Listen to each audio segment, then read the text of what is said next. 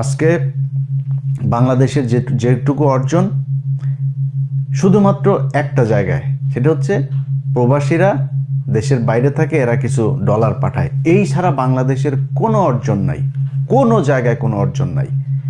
সেই মানুষগুলোরে গিয়ে জিজ্ঞেস করেন তাদেরকেও এই সরকার কতটুকু সুখে রাখতে পেরেছেন। একটা টিকিটের জন্য ঈদে দেশে আসতে পারেনি। সরকারের তো উচিত প্রতিটা প্রতি 2 ঈদে সবাইকে সমপরিমাণ টিকিটের সমপরিমাণ টাকা দিয়ে দিবে সরকার।